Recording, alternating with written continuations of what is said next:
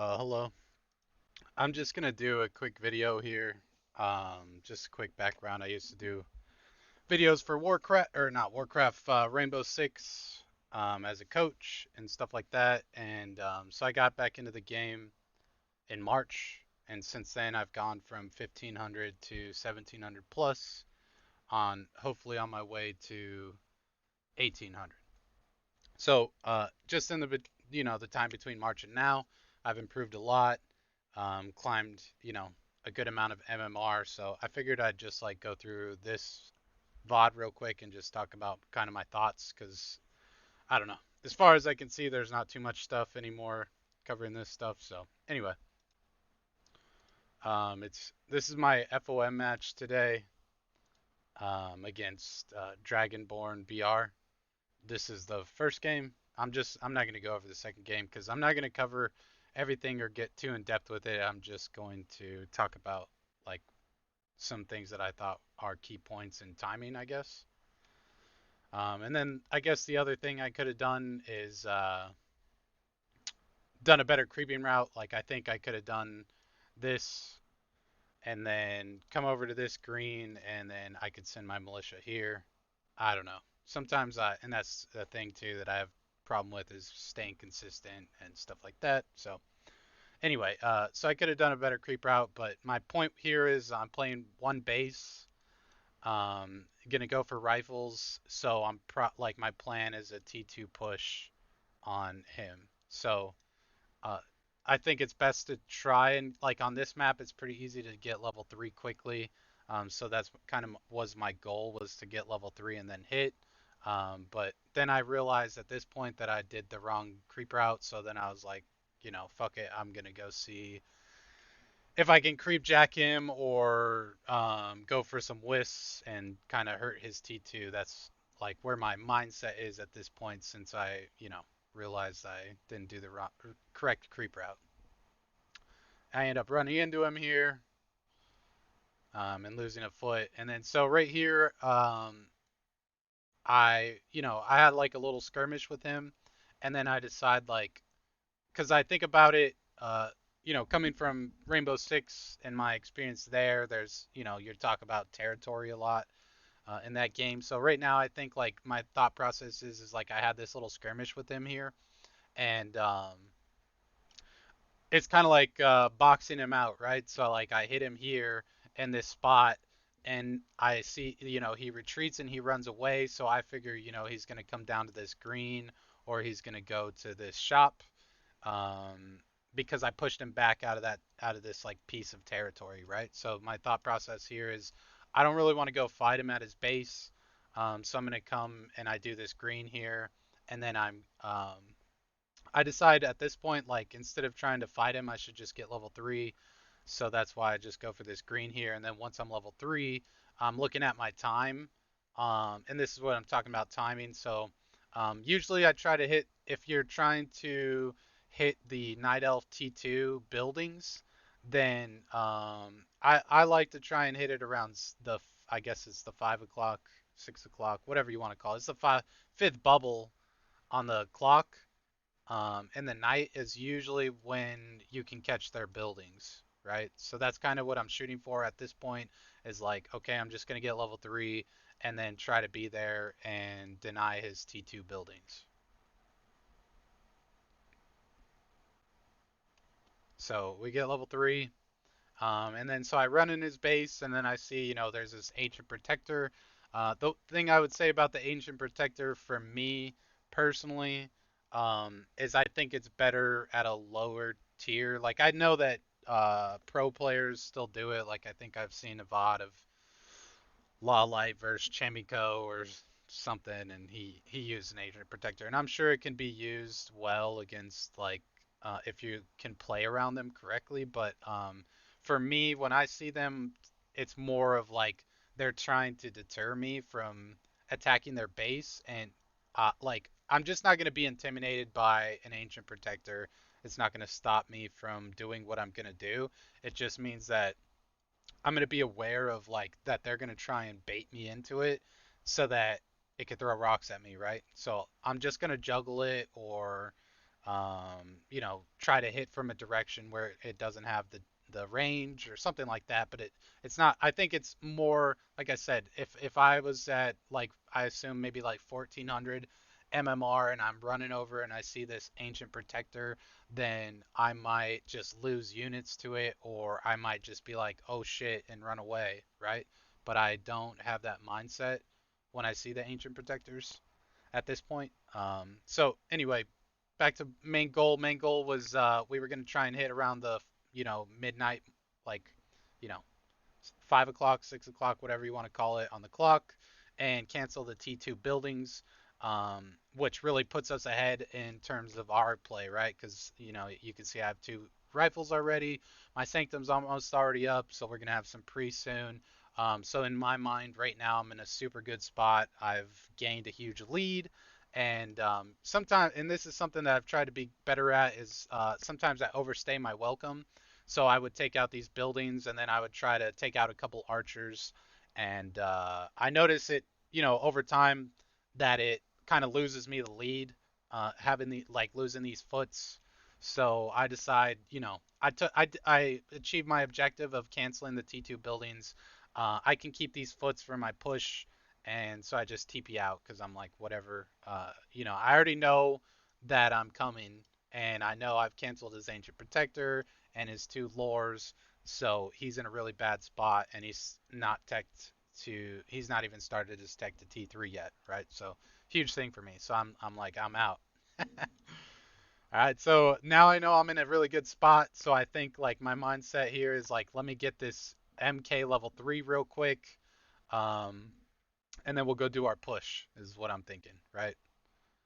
So I got real lucky here because the VOD is on YouTube as well that I went live, but you'll see that I just barely saw him on the mini map here. So it was huge for me to creep jack. It wasn't in my plan. Like I said, I was just trying to get my Mountain King to level 3, so I figured I'd do this and then do that. And I don't know, I'm not super. I don't know all the numbers and shit, so I don't know if that would get me T3 or sorry, not T3, level 3. But that was kind of my thoughts. Is let me get this MK level 3 and then it'll be big. I ended up going bash this game just because I knew I was so far ahead, and before I continue, I knew I was so far ahead that it was going to be very hard for him to get enough bears to stop me. So I wasn't really concerned with the um, clap, which is kind of iffy because I'm more or less going for an all-in strat here on this T2. So if I failed and he won in some way and my push here forced me out, then Bash wouldn't be the greatest once he started getting bears. But the other thing is here, so you can see my militiaman. I've already got him moving. The reason why is because when I creep jacked him here, I saw he only had like 3 archers and his heroes, and then I knew that I had canceled his T2 buildings and slowed his T3 tech. So I was like, wow. As soon as I saw that and he TP'd, my thought process is like, bam, I'm calling my militia and I'm going for this push right now because, you know, uh, I have a huge lead. I don't know what, let's see. I've got 47 army. What the heck does he have?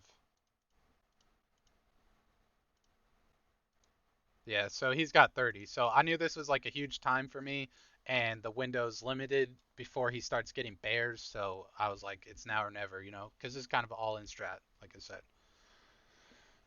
So I get lucky here, and in my VOD, I remember, whoops, in my VOD, I remember um,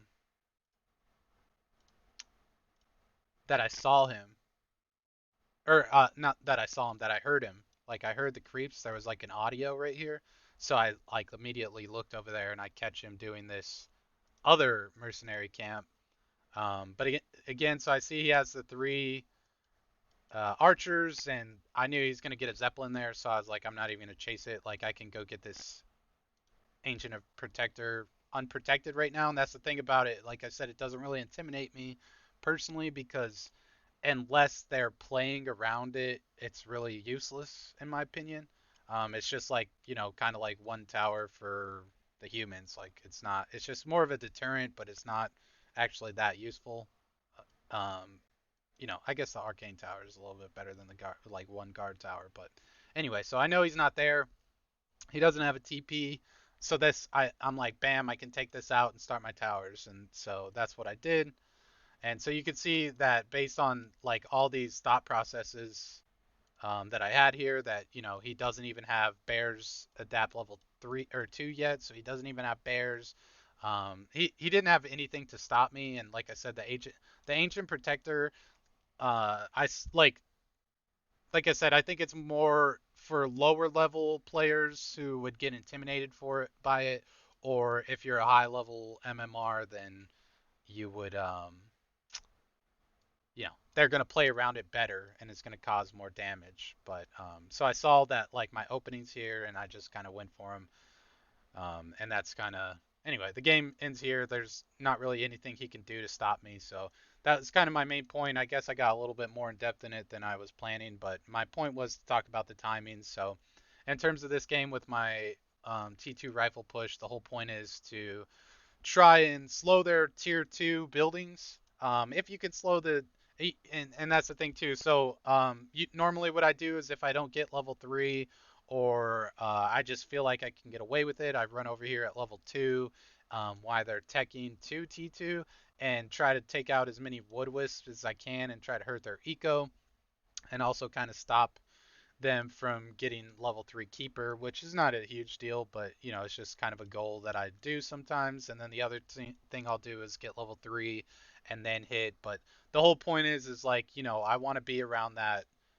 mid mark there to catch them, because if you come too late, then they'll be too established and you might not cancel them. They might come up and then they could get a repair and stuff like that. So that was kind of my whole goal here. But I guess on the vice versa, if I was the elf, then the things that I would think about for the human is trying to hit them. Like if I'm the elf, my goal probably would be to creep jack them or hit their. Another thing that some elves do against me is they'll come over like here with their archers and make tree ends and then like hit my woodworkers and stuff like that and slow my tier 2 as what like the opposite of what I'm doing to this guy.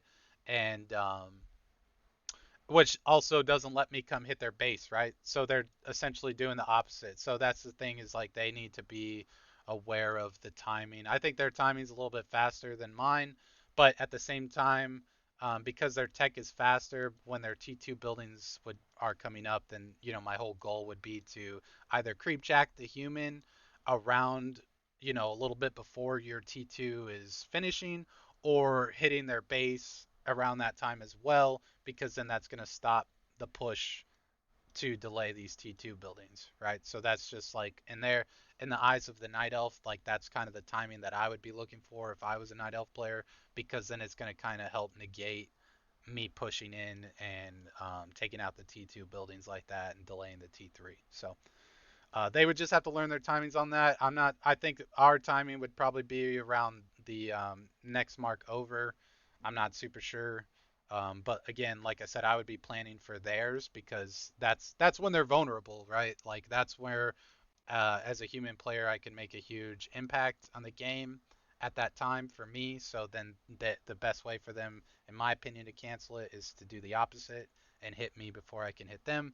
But maybe I'm an idiot and that's just what I think. But maybe there's higher up players that know better. So anyway, that's my video. Way too long. If it helps some people in terms of human or night elf, I'm glad.